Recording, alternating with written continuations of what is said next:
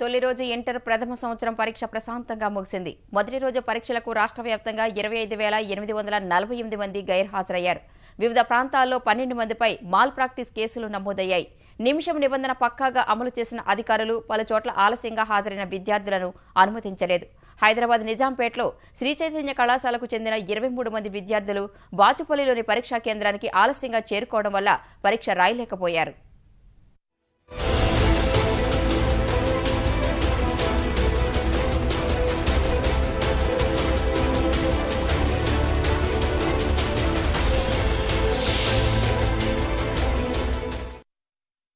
హైదరాబాద్లో ఇంటర్ మొదటి సంవత్సర పరీక్షలు ప్రశాంతంగా ప్రారంభమయ్యాయి. నగరంలోని పరీక్షా కేంద్రాల వద్ద సందడి కనిపించింది. పిల్లలకు మద్దతు ఇచ్చేందుకు తల్లిదండ్రులు, బంధువులు తరలివచ్చారు. వికారాబాద్ జిల్లాలో 24 కేంద్రాలు ఏర్పాటు చేశారు. మొత్తం 15,618 మంది పరీక్షలు రాశారు. నిజాంపేట్లోని శ్రీ చైతన్య బాలికల కళాశాలకు చెందిన 23 మంది ఆలస్యంగా రావడం వల్ల అధికారులు అనుమతించలేదు.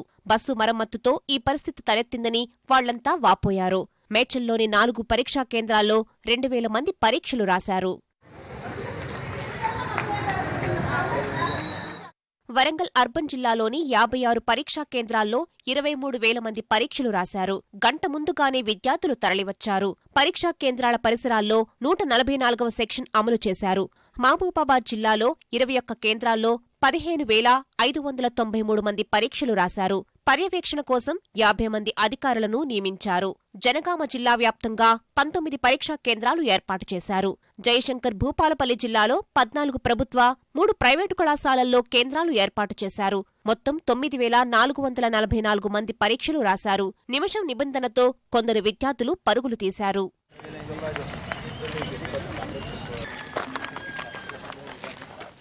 కరీంనగర్లో ఇంటర్ పరీక్షలు ప్రశాంతంగా ప్రారంభమయ్యాయి. జిల్లాలో మొత్తం 47 పరీక్షా కేంద్రాలున్నాయి.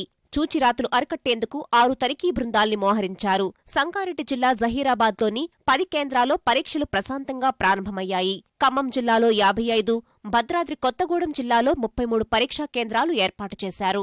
నిమిషం నిబంధనతో 2 విద్యార్థులు కన్నీటి పర్యంతం అయ్యారు. కామారెడ్డిలోని కేంద్రాల్లో విద్యుత్ సౌకర్యం, బెంచీల కొరత వల్ల విద్యార్థులు అవస్థలు పడ్డారు.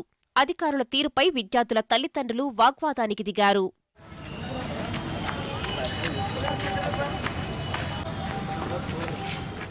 సూర్యాపేట జిల్లాలో 36 పరీక్షా కేంద్రాలు ఏర్పాటు చేశారు.